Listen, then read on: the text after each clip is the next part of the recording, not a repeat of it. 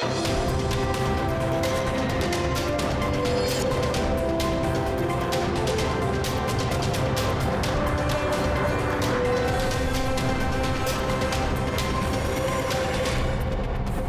and welcome to the Daily English News program on Azərbaycan Televiziya. I'm Ilham.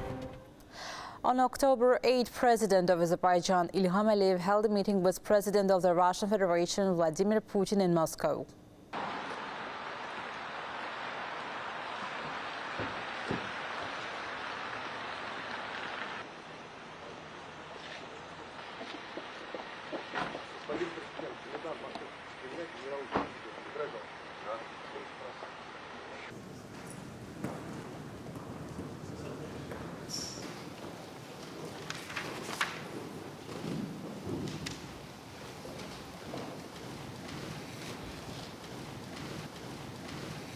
Здрасте. Привет. Пожалуйста. Уважаемый Ilham Гейдарович, уважаемые друзья, коллеги, мы очень Dear Ilham Heydarovich, dear friends, colleagues, we are very pleased to welcome you all at Moscow. As agreed during my visit to Baku, we are holding this meeting today. The President and I have just had a one-on-one discussion, and yesterday evening we had an informal conversation in which we touched on issues related to the current state of our relations. I want to point out right away that our relations are developing positively. As we noted during my visit to Azerbaijan, $4.3 billion in trade turnover, over $4 billion in direct investments in the Azerbaijani economy, and many good, interesting projects in both the energy sector and infrastructure development. These are all promising, real and viable projects, both bilateral and multilateral. We are very glad that on the margins of the CIS Heads of State meeting, we have the opportunity today to exchange information on current work and perhaps outline or make some adjustments to this progress, which is evident. We are very happy to see you. Welcome. Спасибо, уважаемый Владимир Владимирович, за возможность повидаться сегодня также. Thank you, esteemed Vladimir Vladimirovich, for the opportunity to meet today, and thank you also for yesterday's dinner. By the way, I would like to take this opportunity to congratulate you once again on your belated birthday. Since your state visit, the dynamics of our bilateral relations have been quite noticeable. There have been many contacts at the level of representatives from various authorities and government members, as a follow-up to the decisions reached in August in Baku. Today is also a good opportunity, as you noted, to revisit these issues because the agenda is quite extensive, and the projects, especially the new ones that we outlined in Baku in August, certainly require our constant attention and oversight. So today is a good opportunity to revisit the agenda once again and determine specific steps to implement the agreements we have reached. Once again, thank you for the meeting. Еще раз спасибо за встречу. Уважаемый Ilham Гейдарович, мы ждем Dear вас Ilham в Heydarovich, Казани. we look forward to seeing you in Kazan on October 23rd-24th for the BRICS Plus outreach events. I am confident that these will be productive meetings, providing an opportunity to work with all the leaders of the participating countries. And of course, we are inviting a large number of countries that are eager to cooperate with BRICS. 25 colleagues have confirmed their participation. Therefore, such platforms are always convenient for work, considering the opportunity to discuss a wide range of issues of interest to the participants of these events. I believe it will be both useful and interesting. We look forward to seeing you in Kazan. Thank Thank you, Vladimir Vladimirovich. Azerbaijan is indeed among the 25 countries Sergei Viktorovich mentioned that have confirmed their participation. I happily accept your invitation and look forward to our next meeting. Thank you.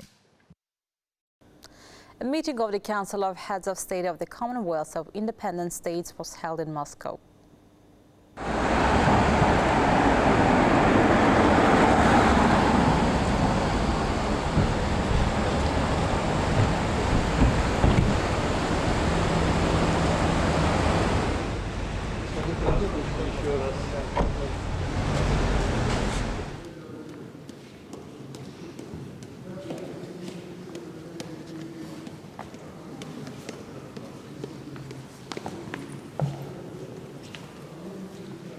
The heads of state and government posed for a group photo.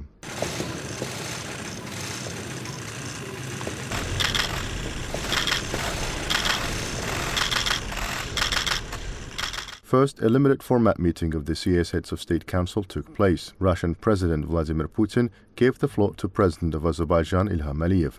Уважаемый Владимир Владимирович, уважаемые коллеги.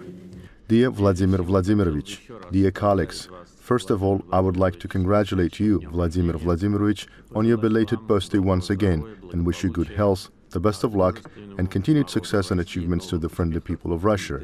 The recent state visit of the President of the Russian Federation to Azerbaijan once again confirmed the allied nature of Russian-Azerbaijani relations.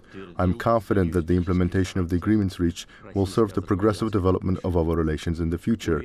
I would like to take this opportunity to wish Emomali Sharifovich Rahmon every success in the presidency of the Republic of Tajikistan in the CIS next year, and to congratulate him on his belated birthday once again. According to the decision of the Humanitarian Cooperation Council of the CIS, the city of Lachin in the East Zangezur region of Azerbaijan has been declared the cultural capital of the CIS for 2025.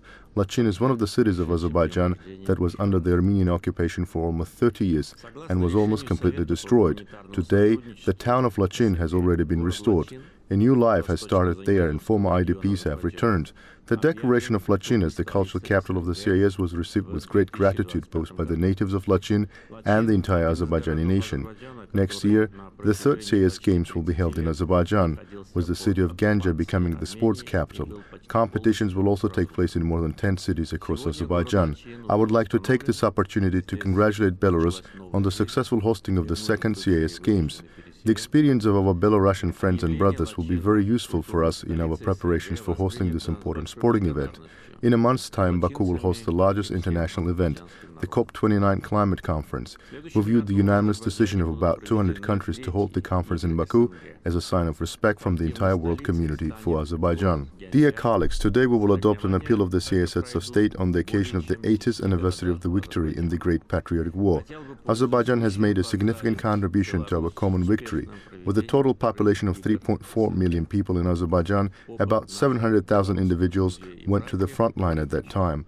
More than 350,000 died on the battlefield. A total of 130 natives of Azerbaijan received the title of Hero of the Soviet Union. During the war, Azerbaijan's oil workers supplied more than 80% of oil and oil products and 96% of oils for military equipment. All this was produced in Azerbaijan at that period. These were the percentages in the total production of these items in the USSR at the time. More than 130 types of weapons, ammunition and equipment were produced in Azerbaijan, including the famous Katyusha rockets and Yak-3 fighters. There were 41 military hospitals in Baku, where 440,000 wounded people were treated. In March 1942, soldiers of the Azerbaijani 416th Rifle Division, also known as the Taganrog Division, took the oath and began their combat journey in the North Caucasus, which they concluded in Berlin. On April 21, 1945, the 416th Azerbaijan Rifle Division was one of the first to break into the outskirts of Berlin. On May 2nd, fighters of the division, under the command of Colonel Rashid Majidov, hoisted the victory banner over the Brandenburg Gate. Our common victory day on May 9th is an important factor in further cooperation among CIS member states. Azerbaijan attaches great importance to this cooperation and will continue to contribute to the strengthening of our interaction. Thank you for your attention. Дальнейшего сотрудничества государств-членов СНГ. Азербайджан придает этому сотрудничеству большое значение и будет и впредь вносить свой вклад в дело укрепления нашего взаимодействия. Благодарю за внимание. The meeting of the CIS Heads of State Council then continued in an expanded format. Russian President Vladimir Putin highlighted the successful development of relations and the implementation of various mutually beneficial projects among CIS countries. Belarusian President Alexander Lukashenko addressed the meeting, reading a joint appeal to the CIS nations and the international community in honor of the 80th anniversary of the victory in the 1941-1945 war. Valentina Matvienko, Speaker of the Federation Council of the Federal Assembly of the Russian Federation, followed with remarks on interparliamentary relations within the CIS upcoming projects and planned activities. The session concluded with the signing of documents, bringing the CIS Heads of State Council meeting to an end. On October 8th, an official reception was held in Moscow in honor of the heads of state and government of the CIS. President Ilham participated in the event. President Ilham was interviewed by Russia 1 TV channel in Moscow. Asked about American sanctions against Azerbaijan and the fact that Russia is currently under the pressure of thousands of sanctions, the head of state was asked if the policy of sanctions has any prospects at all. Она не имеет вообще права на существование, тем более, когда эти санкции незаконны и налагаются. In response, President Ilham said that it has no right to exist at all, especially when these sanctions are illegal and imposed completely unjustifiably and selectively. Therefore, we categorically oppose all sanctions, and I believe that the international community should collectively express its position. We express this position in our national capacity regarding the sanctions imposed on us, and not only on us. Sanctions were imposed on us in 1992 based on the fabricated accusation that we were blocking Armenia at a time when our territories were under the Armenian occupation. These sanctions were lifted in 2001 when the United States needed to transit its goods by air, land and sea to Afghanistan through the territory of Azerbaijan. Every year, the President of the United States, regardless of party affiliation, waived these sanctions by his decision until the moment when the United States fled Afghanistan. After that, these sanctions were reimposed on us. When I accused them of ingratitude, I believe that this is not the harshest term that can be used in this context, said President Ilham Aliyev.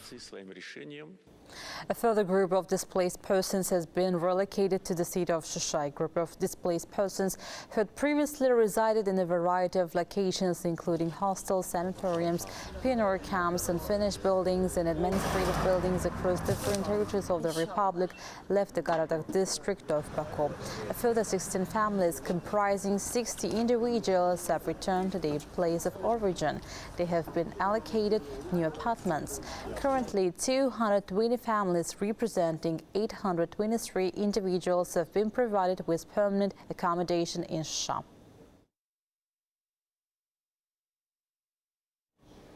That was all for today. Thank you for being with us. Goodbye.